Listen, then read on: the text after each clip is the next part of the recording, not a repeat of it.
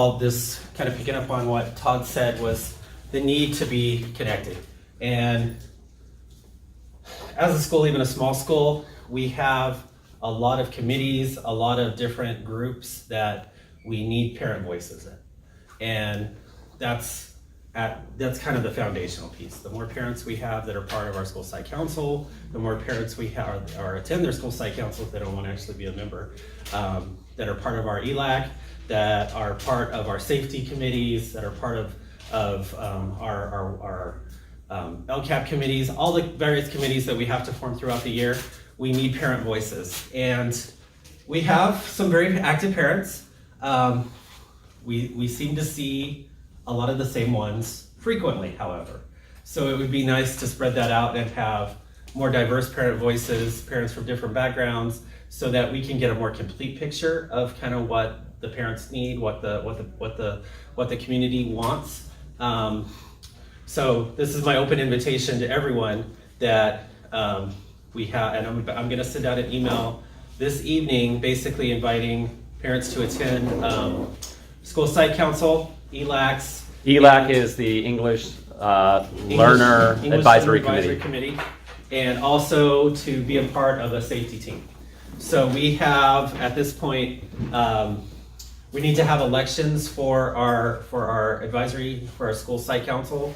And so there will be an invitation to join it, to run to be a member, and also to just attend. And then the same thing for the ELACs will be coming pretty soon.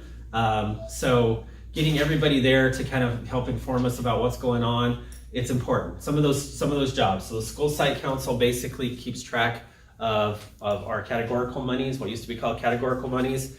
Quite a bit of information is relayed, quite a bit of money is in play. If you really want to have some input into what new programs are being rolled out, what things we're doing at the school, kind of the direction of the school site council is really one of our leadership positions. It's one of the places that I go to when I want to hear parent voices. So that's a great one to become a part of, to show up to the meetings for if you don't actually want to be a member, just so you can stay informed. The ELAC is important. We have a large number of kids who are English language learners, and we always need to hear from parents of really all subgroups, but especially of that subgroup, to help us sort of guide the principles of that particular program and find what's going on with that, so we can hear more about the specific needs in the community. Obviously, English language learner is a big term. It can mean all kinds of things. And having a representation of different parents, so we can kind of get to know a little bit more about the backgrounds, so we can guide those programs the way they need to go. So that's another big one. And those two positions, a position on the school site council, a position on the ELAC, you can do both if you're so inclined. And then the other one that we're starting is a safety committee. I would like to have a group of 4 or 5 parents to basically come out, work with the staff on making a better and more comprehensive school safety plan. It's one of the things we have to do every year. We have one. It's actually pretty good. I think our safety plan is probably better than most. But having more voices on that, having more concerns about that, having more people to help us understand exactly what it is they're hearing from their kids, what it is that they think is important, people that know the community well, that have connections, that will just help to make us that much safer. So that's the invitation. There'll be an email coming out to kind of parents at large this evening, basically inviting everyone. Well, I'll have the schedule for, well, actually I won't, because I know we're still up in the air a little bit about specifically what days we're doing school site council. I think it's Wednesday, but yeah, you need to confirm that we're there. But we need to confirm. Right.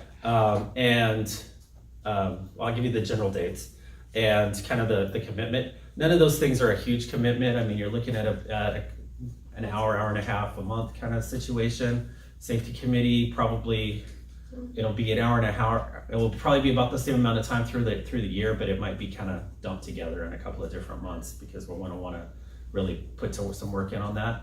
And there will be other months where we won't meet at all. So it'll be an opportunity to serve in different ways and to let us know. And of course, we always need parents to help out where they can. Help us out with field trips, help us out with sports, come in and volunteer in the classrooms if that's something you're interested in. always available, those opportunities, always good to have parents here as much as we can get them. So that's the invitation for everybody. Second thing that I want to talk about this morning is kind of our new programs. One of the programs that, in fact, I think some of the ideas from it came from this group was having a Native American Studies program. And we were able to roll that out this year. Mr. Hinchcliffe went to a number of trainings over the summer. We purchased a whole lot of resources and books, and it's been very popular thus far. It's actually got a waiting list. We also have a course through Palomar, which is sort of the Native American Studies Part 2, whereas Mr. Hinchcliffe's is kind of more focused on kind of literature and kind of culture. This one at the college is more of a history, and then second semester there'll be another one from the college that's kind of a art of Native Americans as well as a kind of an art history sort of situation. So if a student wanted to, for instance, get a certificate in Native American Studies, they would have to complete 3 courses. We have 2 of them on our campus here today. So that's, this year. So that's a nice opportunity for them to start along that particular path. We're also looking at some options for some native languages to be brought in, whether that's through Palomar or through some online servers. I'm not quite sure yet, but that's in the works. Our AP programs have rolled out. Mr. Costa is sort of taking the lead on some of our AP courses. He is teaching human geography, AP human geography, and as is usually the case with Mr. Costa's courses, there's always a line trying to get in. So very popular course. We also have the AP Stats course, which I thought, if I'm a kid, I'm not sure I'm signing up for AP Stats. But there's been a lot of kids that have been really interested in that. So those programs are going very well. Kids that I would have never thought would want to challenge themselves in AP have actually been the first to sign up. And that's really what we wanted to see. Our new AVID program for our freshmen. Over the summer, 5 of us went and attended the AVID Summer Institute in San Diego and learned a lot about the AVID program, about tutorials, about how to organize notes, how to help students to basically learn how to become better students, which is sort of what AVID's all about. It's rolled out for all of our freshmen this year. It's been very popular with our freshmen and with our freshman parents. It's really one of the things that I think is going to set us apart long term, is that ability to really teach our kids implicitly right from the start of school at Bonsall High School. This is what skills you need to be an A+ student. And if some kids kind of know that intuitively, they understand how to be good students. Some kids need to be shown how to be good students. And as part of that, you'll be seeing kids bringing home things like giant notebooks that they have to take a bunch of notes in. They'll have to kind of keep their own Cornell notes or other kind of three column note format stuff depending on the class. There'll be a lot of organizational pieces of that. You'll probably be hearing a lot of complaints from the kids about how much notes they're taking in class. That's okay. That's one of those things that sometimes kids need to learn how to do is taking notes. From there, we also have a new art program. New art classes have been rolled out. This is the first time we've ever offered art at Bonsall High School. We had a little trouble getting some materials, but those are all in now. And in our history class, which this year it's at our history sort of honors option class, but next year we're kind of teaching it so it will be an AP art history class as well. So it'll be another AP option.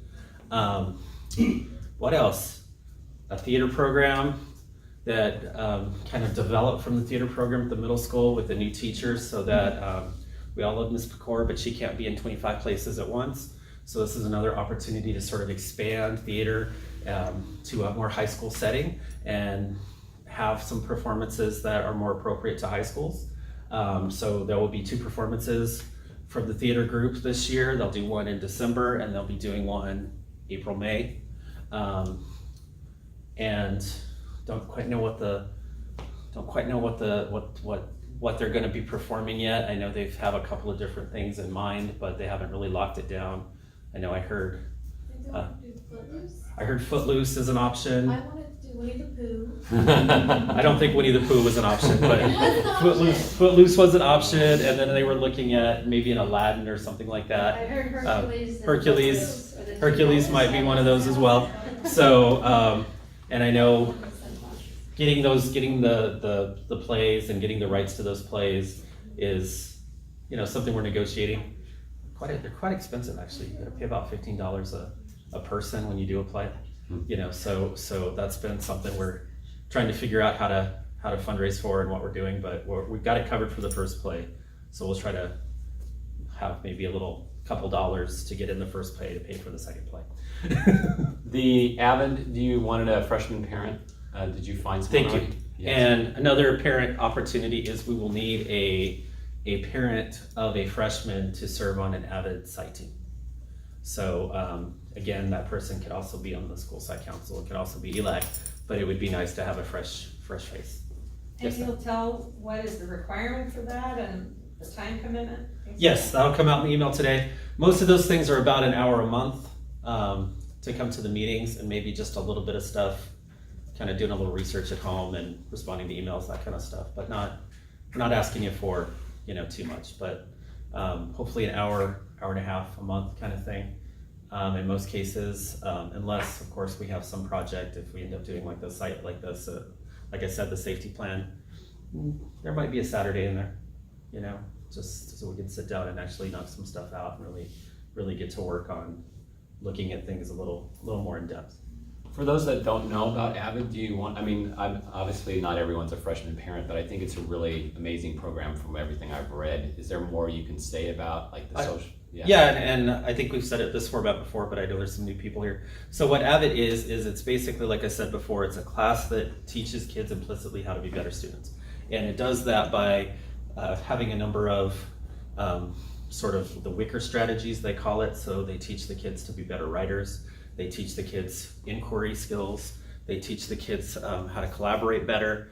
They teach the kids how to organizational skills, and then they teach the kids reading.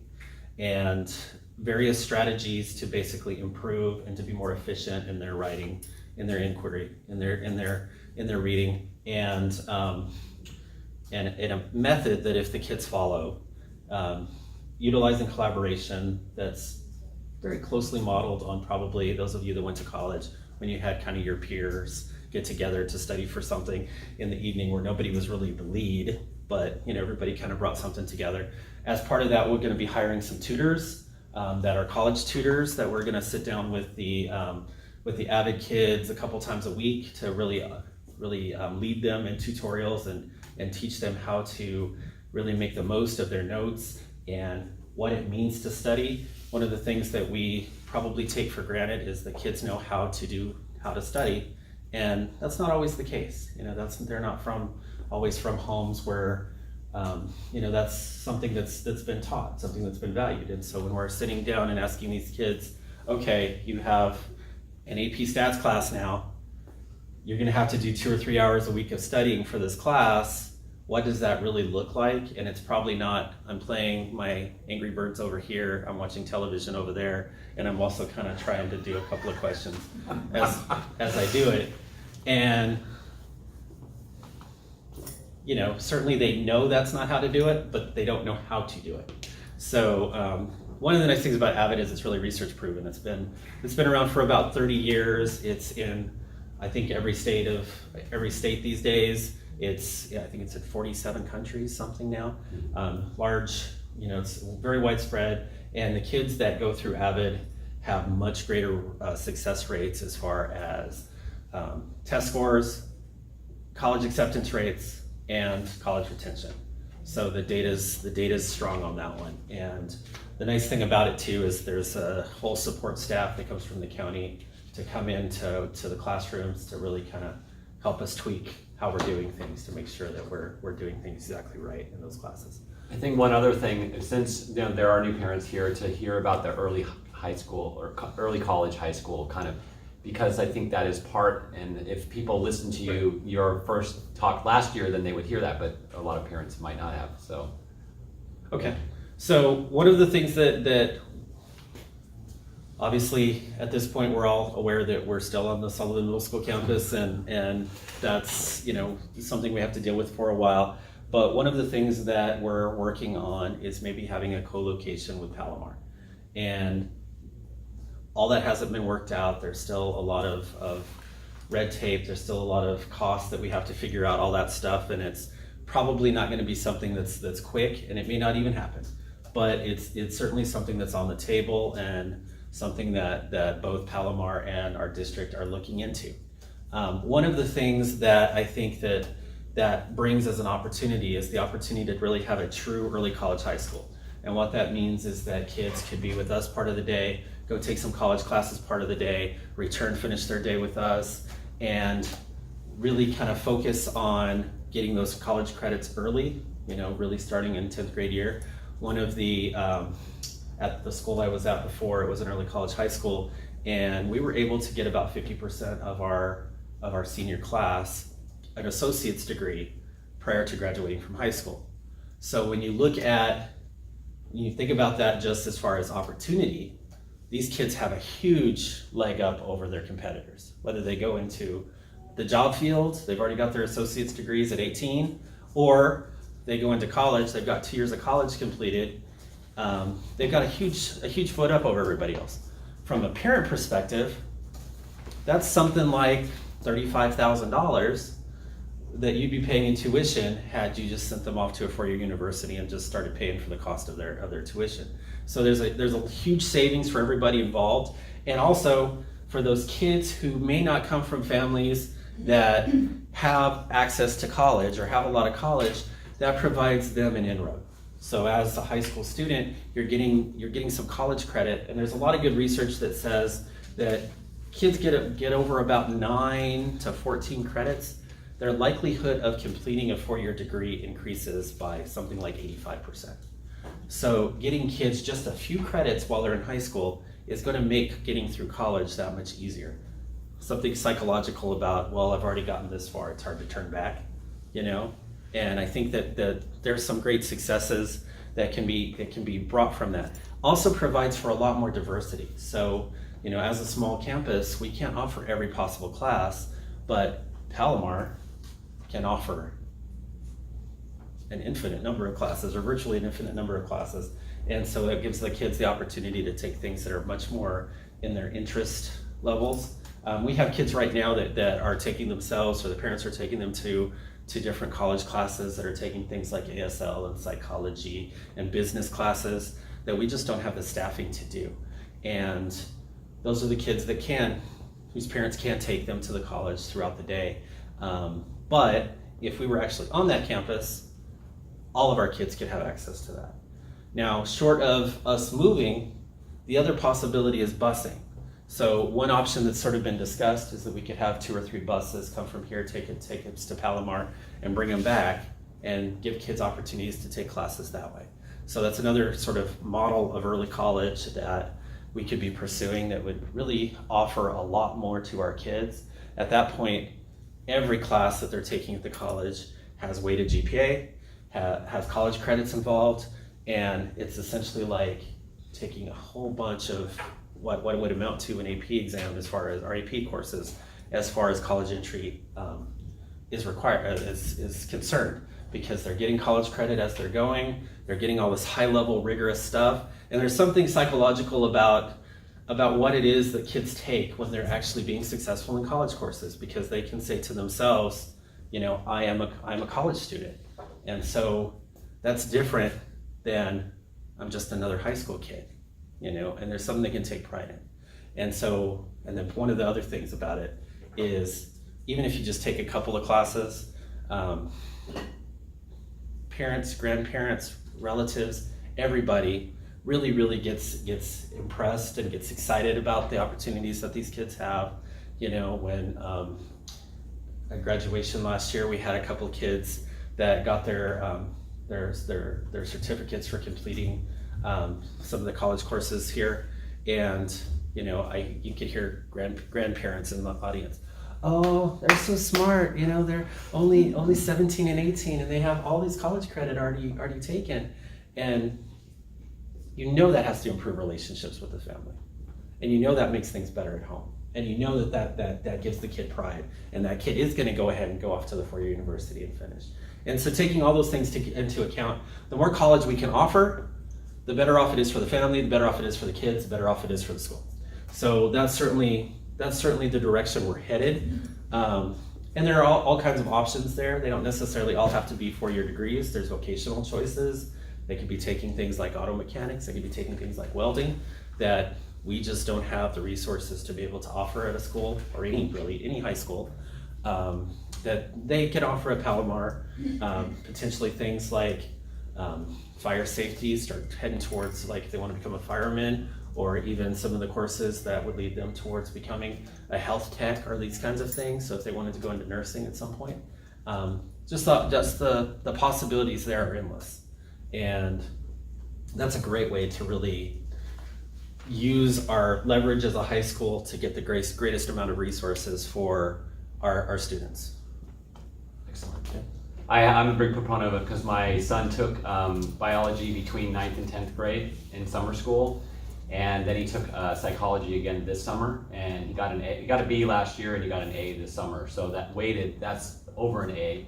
That's already, like, he's starting off his junior year, which is a really important year. Like, and he's also changed from the inside out. Like, his ability to take initiative for things and responsibility. I mean, I think it's part of just the development of that stage as a student, but I think the college kind of accelerated that process. So I just encourage, all of those of you to consider that for your own students. And obviously it has to be appropriate to their level of maturity, and, like, can they actually take a college class and pass it and do well in it. That's why we decided summer was good, because it's just one class, and you can focus on one thing. So, question? Yeah. It stays on their record? It what does, they yeah. did? It does. It does. There's a little challenge. We have to make sure that the kids But I think understand that's how good. important it is. Because it makes them know this really counts. Yeah, absolutely, 100%. So it's motivating. And you see, I can speak from my perspective from my last school, that I saw a lot of kids that their college transcript, the things that they took at the college, 4.0. They were doing so much better at the college than sometimes they were at the high school, and I think part of that is just because it mattered. They take it a little more seriously. They worked a little bit harder, put a little more time in, because they knew that's going to follow them. It's going to affect their future in a very different sort of way. Not that high school diploma is not either, but I think that again, it's that this is something extra I'm getting, and therefore I take a little more pride in it. And so there's a lot of opportunities there, and there are ways to sort of work the system a little bit as far as financial aid goes, so that the way that we did it there was essentially, because there's always the concern about, well, okay, is this going to be affecting his financial aid when he goes into college? And the way they always did it was, you would be accepted as a freshman, you'd go a whole semester at the four-year university, basically, then your credits would get transferred in. So you have your whole first year of freshman scholarship money and all that stuff, and as you know, as a freshman, you tend to get more money than you do later on in your college career. And then a second semester freshman, essentially your credits would get accrued, and then you could kind of go from there. So essentially in your first year, you basically got 2 years of college credits, and you're still getting your financial aid as a freshman. So there's and a lot of that has to do with how you're going through dual enrollment programs, you're going through early college programs or middle college programs, and you're not going in as a separate individual starting as a freshman essentially in 10th or 11th grade. So some of that is just something you got to kind of learn through your tools of the trade. But anyway, it's a great opportunity for kids, and I think I'm stepping on Madison now. It's her turn. Yeah. Great, thank you. Hey guys, I apologize, but we have a little bit of issue upstairs, so I'm gonna run upstairs and handle that. Great. And if I can return, I will. Great. But thank you guys all for coming, and look forward to my email, and I look forward to meeting a lot of you more, and hopefully some of you will choose to take part in some of our volunteer opportunities and come out to some of our events, because we'd love to see more parents here. Great. 100%. Thank you. Thank you. Thank you, Dr. Fowler. So my name is Madison Walsh. I'm a senior here at Bonsall High School, and I'm entering my second year as the elected ASB Executive President. And last year we made it a huge effort to make sure I was at every team meeting to make sure the parents know what's going on at the student level and what the students are up to and what different opportunities the ASB class can offer your students in regards to maybe extra help or just to make them feel more included in the culture. And so I have my calendar right here that I should be uploading to 2 months in advance onto the master calendar. But just to see what we're planning for ASB, I have the ASB master, I have a club master, and then I also have the BHS master calendar. And just so you know, it's on the website, there's a tab or a menu item called calendar, and that's the calendar that she There's also a gets on. sports calendar. Yeah. And so coming up in ASB, we have our club rush. Club forms were due today, and so a lot of students had amazing ideas for clubs. Students wanted to do a cinema club. Students wanted to do bring back our GSA club. Students are continuing with our Interact Club, which is the high school version of our Rotary Club. And we have our National History Day. We're bringing mock trial to the school this year as well. And so we have a whole bunch of amazing clubs the students are putting together that are coming to Bonsall High School for the first time. We have our club rush on the 12th of this month, which is how we get students to recruit for clubs. Clubs to get started need 4 members. We need a president, vice president, secretary, and treasurer to first start the club. And to keep the club going and to kind of keep numbers up, we have our club rush to help get that recruitment up. We also have our summit. This is something new I'm bringing to the school this year. Summit is a quarterly meeting between sports captains, club presidents, ASB presidents, and even some teachers, and if parents would like to join, can join, to discuss what the plan is for that quarter and what to expect from the students to make sure we're not stepping on each other's toes and to make sure that we're all being appropriately supported. Communication is super important, I've noticed, when it comes to trying to make sure you keep track of everything that happens in the high school and what happens with students. And so having those quarterly meetings, I've tried to emphasize quarterly instead of semesterly, would be super beneficial, especially when it comes to making sure sports games are properly supported, making sure students are being recognized, and then making sure ASB isn't overstepping events such as freshman-specific events that our mentorship program is working on. Another amazing thing that we're going to be bringing to the high school is a senior freshman mentorship program, which is kind of a buddy system. Senior students would get 3 to 4 freshmen that they've worked with throughout the entire year to kind of help that transition from middle school to high school. And ASU wants to be able to properly support that program while also not overstepping what they're trying to do, but also kind of make sure that their vision is properly achieved. We also have our Legionnaire Games coming up. We have a weekly activity between our symposium classes that kind of encourages that bonding, encourages that interaction with the students. We could have seniors go against freshmen in a game of Uno. It's always super fun when they get to hang out and meet together. I remember when we first did the Legionnaire Games last year, we had the Uno game in the forum and students were very excited the entire time. They were very passionate about making sure they won this game of Uno. And so just seeing the students having fun with each other, even over such small things, and making sure that they have those interactions with each other and utilize the fact that we are so small is super amazing. And then in October, we have our homecoming and our Spirit Week. We're trying to kind of align our high school events with other high schools. So that's a lot of what students say when they come here, is that we're not a traditional high school. And I really appreciate the fact that we're not traditional, but there are small things like when we have our homecoming that we can adjust to make sure students have more fun there. And so last year we had our homecoming in January around our basketball team. This year we're going to be having it in October, which is kind of the traditional football homecoming season, around our volleyball team. Our volleyball team is actually one of our most supported teams, our girls volleyball team. And so we're going to be having it on a Saturday the 19th, followed with the Spirit Week and followed with an all-school volleyball game, teacher versus student volleyball game. And then we have a home game that Tuesday. And so it's going to be an entire super exciting week where the students can be engaged in what's going on in our sports, what's going on in our ASB class, and then maybe even partake in some all-school activities where they can kind of come together and have a lot of fun. We also have a haunted house that we'd like to do in October 24th. Yes, on October 24th. And we're going to put together an after-school haunted house kind of activity, kind of carnival style, not just haunted house, but even some carnival games where students come after school and they can have a fun all-day kind of field day together on that Thursday. And so that's what we're doing over the next few weeks, the next 2 months. And what I'd like to also mention to you guys is that we also have our blood drive coming up through the Interact Club. I'm the co-president of the Interact Club, and it's the 5th of September that we're having our blood drive. We're having 3 blood drives throughout the entire school year, one in January and then one in May as well. And we would like to welcome parents, and we'd also welcome teachers, if you have any teacher friends in other schools, to come on campus.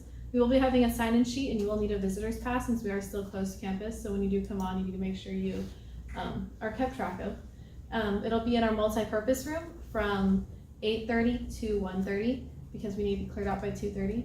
And if you want to come and help save lives, I would really appreciate if you gave me your email and gave me your name so I could properly register you. And the Red Cross is always super excited with working with us. And to ask, some other things we would like to ask Ping for are haunted house decorations. If you have any super exciting Halloween decorations, we would love to borrow and utilize those. We don't need them given to us. The opportunity to use them would save us a lot of money. And then homecoming decor, we're sending out a survey on what our homecoming theme should be today during symposium. And so if you are interested in helping donate to our ASB, we could get back to you on what theme it is and what exactly we'll be needing. I'm pretty certain you guys would have another Ping meeting before our homecoming, but just to get a head start on it. Great. Are there any questions? Yes. The kids give blood? It's over the age of 16. 16, you need a parent permission form, and 17 and older, you legally don't need a parent permission form, but the students are able to give blood. It's mainly sophomores and older though.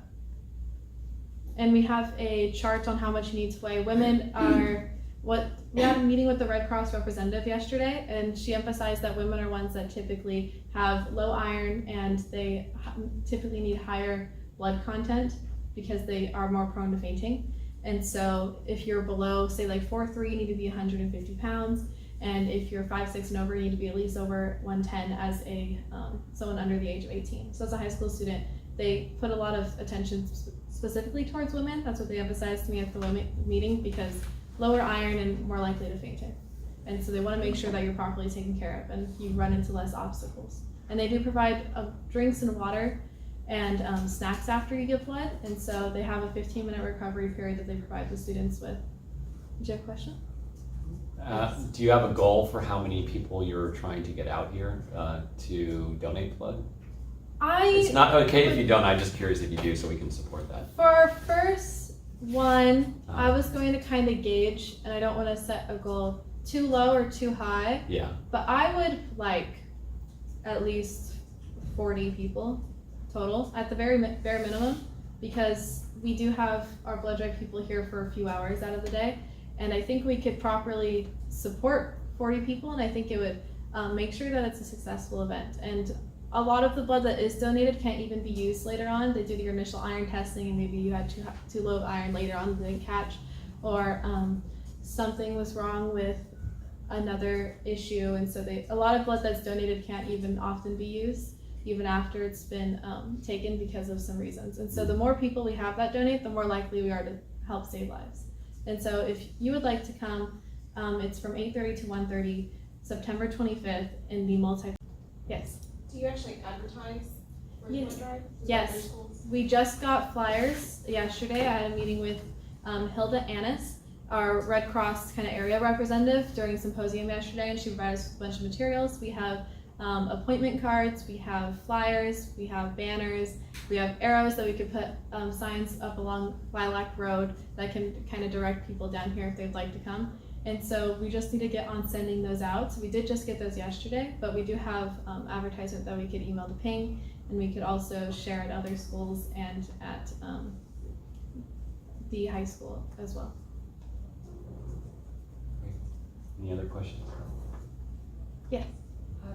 The quarterly meeting that you were The talking summits, about, yes. meeting, did you have a date for that? The summit date is currently scheduled for the, I could have sworn I said this month on the 20th, September 20th. And it will be during symposium time, and symposium starts at 1:30, 1:35 until 2:20. Are there any other questions?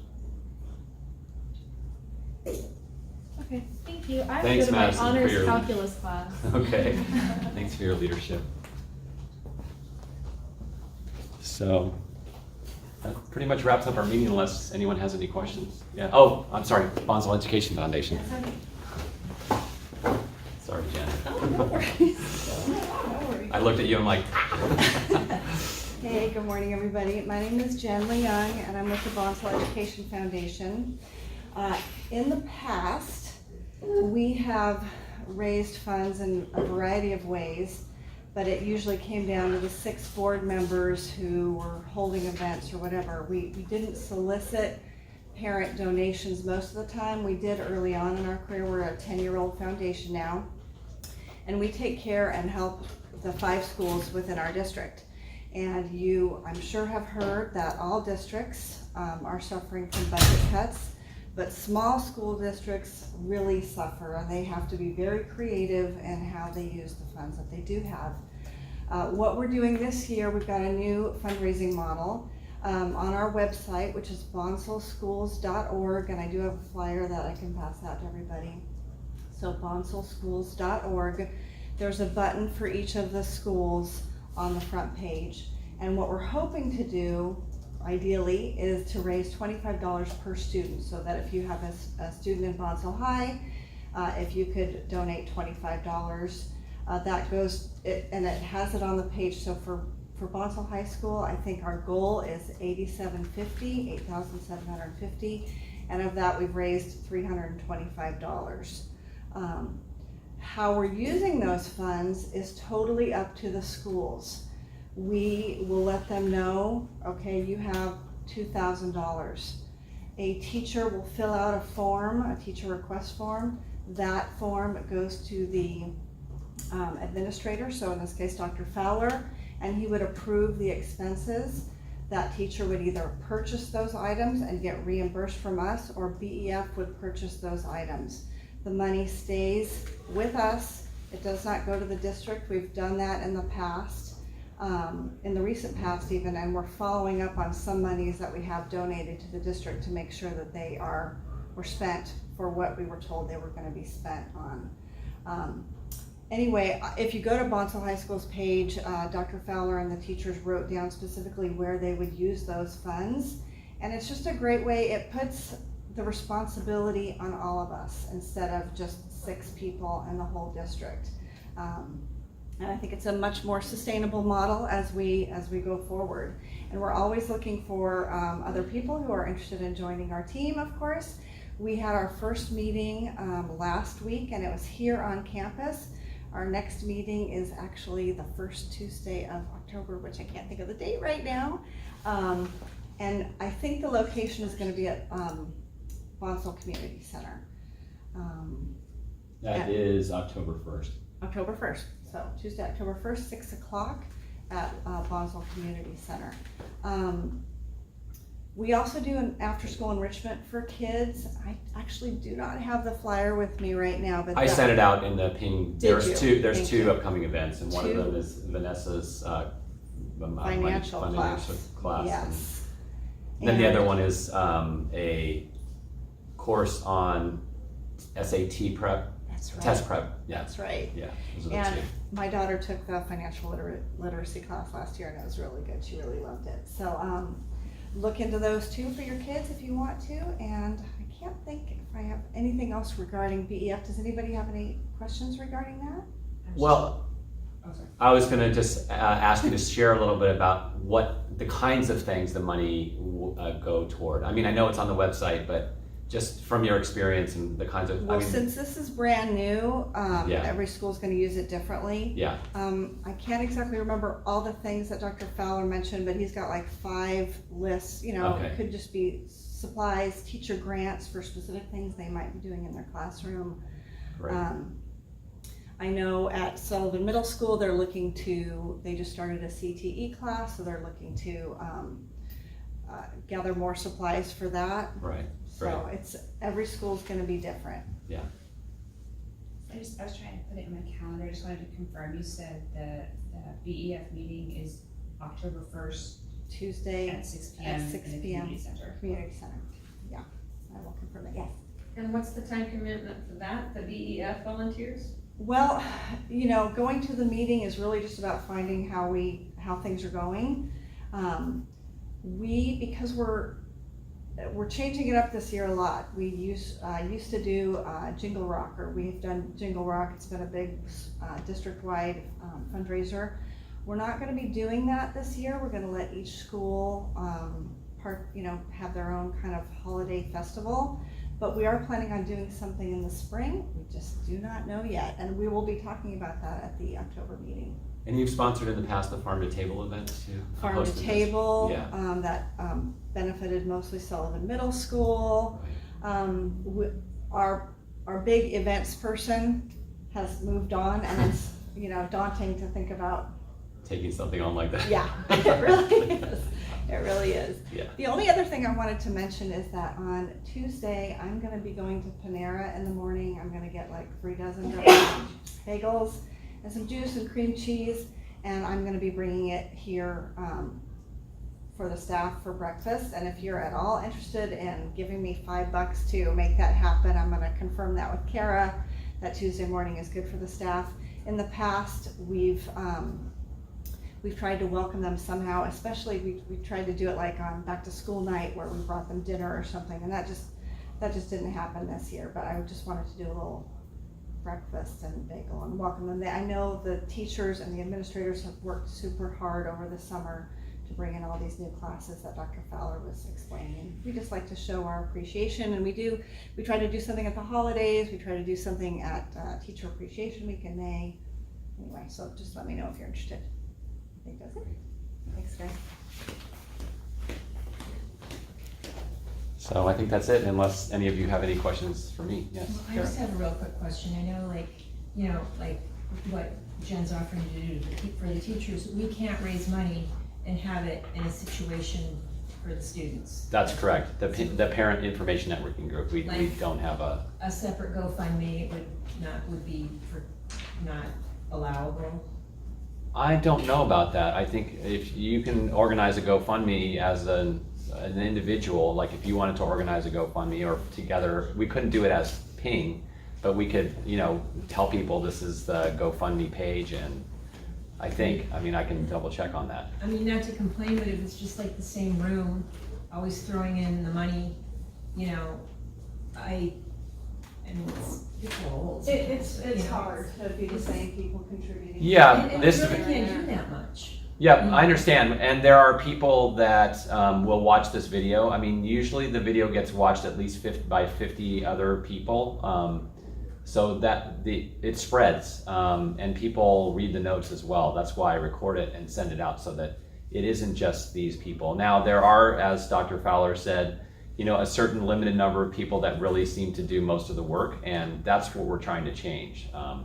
And so if any of you parents have other parents that I think that is the way to grow this, is to invite the other parents that through your relationships with your students and their friends to engage with this group and contribute what they have. It's kind of like the whole model for Bonsall Education Foundation. And if it's spread it out and everyone contributes a little, then it's not so much on each person. But as far as how to accomplish that, I don't know. That's what we need to work together on as a group and see what ideas people have and how can. That's my thought. To just invite our students' friends to invite their parents to be a part of this. Sure, but if everybody works and can't come, and somebody wants to throw in $10 here or there, Yes. it'd be a shame not to be able to. However, you'd want to GoFundMe that has like pristine accounting and everything associated with it, so that would be a worry. Yeah. Well, it's always about protecting the funds, and like our group is not a PTO, it's not a 501c3. I mean, this group, Right. or a PTA or anything like that. But for example, I would like Kara, if you did that, that would be awesome. And it explains where the funds are going, what you're planning on doing with them. Sorry. It's all right. No, I just want to make sure people can hear and see. I mean, in theory, a parents group from the high school could come to a foundation meeting and ask if there was a way to have a separate BHS parent line item for things like that, so that the foundation houses the money, but it's only used by the parent group. And you know. So that could go through a GoFundMe and then be passed on to the Education Foundation on a certain line item? I believe it could. I would want, if you did it through GoFundMe and then you transfer the money in, I'd wanna confirm that with Liz. She's our new president. If you could, because that would be a way to keep track of it. Okay. So, okay. Or you're that, you know, like your bagel thing, if all this gave a little bit of money, but what about the rest of the school? You know, if that could go out an email, drop some money in the office or something, you know, so. Yeah, and the notes for this meeting will, and they're always when those requests are made, I get requests and I send out a special request. I don't want to like spam people with multiple requests, so I try and kind of packet them into one email, so that it isn't just like, here's a request, here's a request, here's a request. But it does, you know, require that people read and take the time to read the Ping news, and but most of the requests are in there. So And I'm gonna be doing this anyway, whether I get any money today here or not, and it's kind of just off the top of, I just thought about it earlier in the week or at the end of last week, so it's not, I just wanted to know if anybody else wanted to contribute, but it's Yeah. still doing it, and it is hard because some people don't know me, they're not gonna drop out $5, because how do they know? you're going to use it for bagels and not Yeah. your gas money or whatever, right? Yeah, But we'll see. yeah. But when we'll have more time for, say, like the holidays, we'll talk about it in November, we'll have a date, we'll have a perfect potluck set up, we'll send it out to everybody, we do get a lot more contributions when we do something like that. It is a really good question, Kara, and it's one that, you know, we need to keep exploring how we can engage more people. So like you said, it isn't just going back to the same people all the time. I mean, you know, not everyone, people have different income levels and different amounts they can Yeah, the contribute. people that physically can't be here. too, Right. Might want to be involved. Yes. In whatever way they can. It'd Yeah. be nice to, you know, cast a wider net and, you know, let those people have a chance too. Yeah, So, I agree. And that's why, like I said, we record this, and so hopefully we can get people to watch it and let people know. I mean, my wife can't make it to these meetings, but she definitely watches the videos, and that really helps to, as a parent, to feel engaged. So those of you who know people that are also parents and they can't be here, then, you know, just encourage them to watch this. I think that's how it spreads, is just word of mouth, and us being willing to kind of put ourselves out there and invite others to do that too. GoFundMe has some limitation in terms of, you know, you need to have a project and a goal and stuff like that, but Yeah. even if you offer something like a PayPal account or stuff like that, it's easy to drop, you know, electronically $5 and stuff like that on a PayPal account versus, Right. oh, I don't have cash with me right now, so I cannot give you anything, whatever. So a PayPal account is free, so Right. you don't have to engage any type of finance in it and stuff like that. So that might be an opportunity also to provide an easy way for people to just drop, you know, a few bucks very conveniently. We are going to, well, I'm in discussions with the district about taking over all of the websites, and one of the things our priority is the Bonsall High School website, because it's limited in what we can do. It's on a platform called Squarespace, but when we get the agreement from the district to change the websites, the Bonsall High School website will be the first, and that's one of the things we know we want to do is have a way for people to do fundraising right on the website, and we could do that through PayPal, as you're saying. Yeah. Like, 'cause I know, like, we just moved to the district back in April, but I just, like, even prior to getting here when we were in Hawaii, I would be, like, on the school, you know, the district's website or their Facebook page, and I just found, like, there wasn't a lot of information there. Like, Yeah. I just would struggle to try to find information, and I'd be, like, clicking on different things, and I couldn't find what I was looking for. It doesn't seem like they update the web pages a lot with, like, new information. There's still stuff from, like, last year, like last fall Right. on the web page. And I'm like, I think they just need to get, you know, Yeah. do a lot more, get more stuff out there. Current information. Yeah. And That's I a think you problem also district-wide. to send out, I think, and the problem is that a lot of people don't have their attention span. Doesn't, you know, like me, I forget stuff. I can see it today in an email, and it'll get, then it gets buried under all my other emails in my inbox, and I forget about it until, like, after the fact. Right. So I think it's like you need like more like communication, more emails frequently coming out with just updates. Yep. Once a week or something, just to remind people, because everybody just kind of forgets with their life going on. I agree. Cool. Thanks again for coming. Any other questions or suggestions? All right. Thanks, Doc. Well, thank you.